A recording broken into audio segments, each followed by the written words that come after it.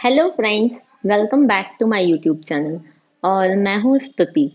तो चलिए इस वीडियो में मैं आपको बताने जा रही हूँ चार ऐसे टिप्स जिनको फॉलो करके आप वोकैबलरी आराम से याद कर सकते हैं और वो शायद वो आपको ज़्यादा टाइम तक याद भी रहेंगी।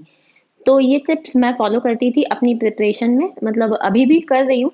लेकिन वोकैबलरी एक ऐसी चीज़ है कि जिसके लिए ना आपको कंटिन्यूअस रिवीजन लगता है, कि ऐसा नहीं कि आपने आज पढ़ा और आप कल छोड़ दें, ऐसा नहीं होता। आपको आज पढ़ा है उसको थोड़े टाइम बाद फिर से रिवाइज करना होगा, क्योंकि वोकैबलरी तो जितना भी पढ़ ली जाए वो आपको ऐसे याद नहीं रहेगी। आपको उसके लिए बार बार रिवीजन करते रहना पड़ेगा।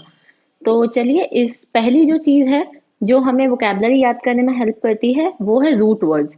हाँ, अगर आपने जैसे 50 से 60 रूट वर्ड्स याद कर लिए हैं, तो जैसे रूट वर्ड्स कैसे होता है, जैसे लॉजी। तो ये एक रूट वर्ड है लॉजी, जिससे हम बहुत सारे वर्ड्स बनते हैं। जैसे बायोलॉजी बनता है। तो इस ऐसे आपको रूट वर्ड्स याद करने हैं। जो आप रूट वर्ड्स का, अगर रूट वर्ड का एक मीनिंग याद कर लेंगे तो उससे आप काफी सारे वर्ड्स बना सकते हैं। ये चीज होती है।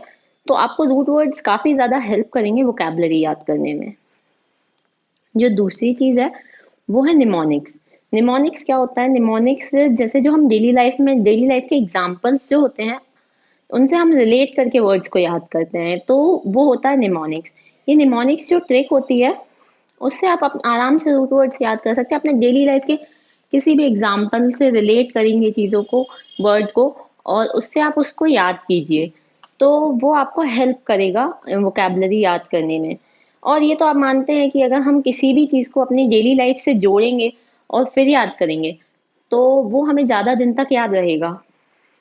जो तीसरी चीज़ है वो है, जो हमारे अब आजकल सबके पास फोन होता है, एंड्रॉइड होता है, तो हमें जो है प्रैक्टिस के लिए ज्यादा से ज्यादा गेम्स और क्विजेस खेलने चाहिए। और वो भी गेम्स और क्विजेस कैसे, जो इंग्लिश वर्ड्स वाले होते हैं। उन आप जितने ज्यादा क्विज और जितने ज्यादा वर्ड्स प्रैक्टिस करेंगे उतनी ज्यादा आपको हेल्प रहेगी ये वर्ड्स याद रखने में। आप बार बार करिए प्रैक्टिस, तो उनसे आप प्रैक्टिस क्विजेस खेलेंगे तो वो आपको बहुत ज्यादा हेल्प करेंगे वर्ड्स याद करने में, वर्ड्स याद रखने में। और जो चौथी चीज़ है और सबसे ज़्यादा इम्पोर्टेंट है वो है रीडिंग। आपको डेली अपनी रीडिंग हैबिट बनानी पड़ेगी। जो रीडिंग हैबिट है वो डालना बहुत ज़रूरी है अगर आप किसी भी एग्ज़ाम की तैयारी कर रहे हैं। रीडिंग के लिए आप कोई भी न्यूज़पेपर ले सकते हैं, आप द हिंदू ले सकते हैं, टाइम्स ऑफ इंडिया ले सकते हैं। जो भी आपको अच्छा लगे आप वो लीजिए। और उसमें जो वर्ड्स आपको मिलते हैं नए, आप उनको एक कहीं लिख लीजिए और फिर उनको याद करने की कोशिश कीजिए। जैसे आपने आज जो पढ़ा आप लिख लीजिए, उनको ऐसे हफ्ते भर के वर्ड्स लिख लीजिए और फिर उनको बार बार उनका मीनिंग रिवाइज कीजिए। और ये बहुत ज़्यादा हेल्प करता है। इसके लिए एक ऐप है vocab24, उसमें आपको द हिंदू वे और बहुत सारे आर्टिकल्स मिलते हैं। तो उस ऐप को आप यूज़ कीजिए। उस ऐप से आपको हेल्प मिलेगी। और अगर आपको जैसे ऐप ज़्यादा समझ नहीं आता, मैंने वो यूज़ किया था बट मुझे वो ज़्यादा हेल्पफुल लगा नहीं था, तो फिर मैंने तो टेलीग्राम पे द हिंदू हिंदू एडिटोरियल करके पेज, वो है ग्रुप, उसको ज्वाइन किया है।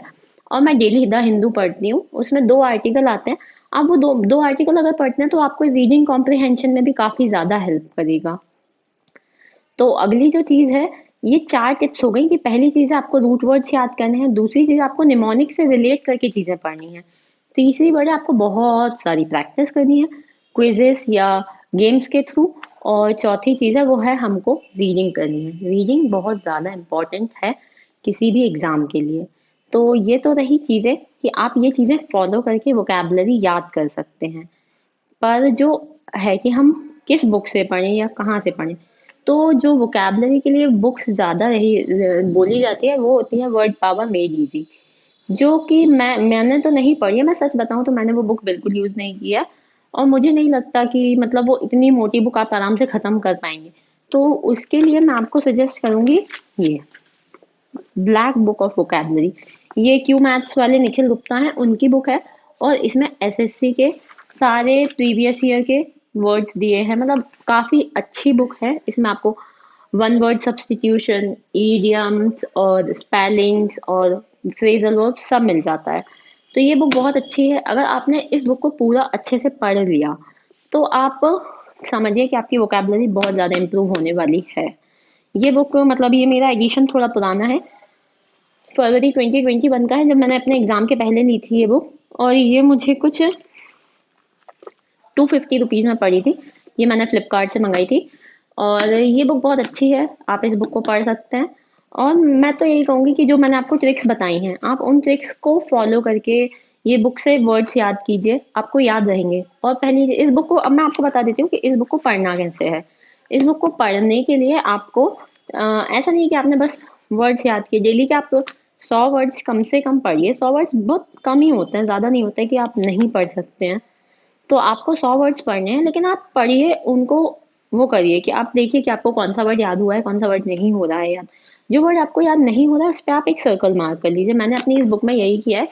मेरे को जो वर्ड्स याद नहीं होता था मैंने उनको सर्कल मार्क किया है, और जब मुझे रिवीजन के टाइम वही वर्ड्स को फिर से रिवाइज करना होता है, तो आप जब बार बार उन्हीं वर्ड्स को रिवाइज करेंगे तो आपको वो एकदम याद हो जाएंगे। और जैसा एसएससी का पैटर्न रहा है, प्रीवियस ईयर ही सबसे ज्यादा पूछा जाता है, ये आप लिख के ले लीजिए। सारे ही एग्जाम्स में ज्यादातर यही होता है, और एसएससी में तो ये बहुत ज्यादा होता है। तो अगर आप चाहते हैं एसएससी का कोई भी एग्जाम क्लियर करना, तो उसके लिए आप ये जो वोकैबलरी के लिए ये जो टिप्स मैंने आपको बताई हैं, अगर आप ये फॉलो करेंगे तो आपका एग्जाम बिल्कुल क्लियर होगा। All the best. Thank you. Do like this video and subscribe to my channel. Bye.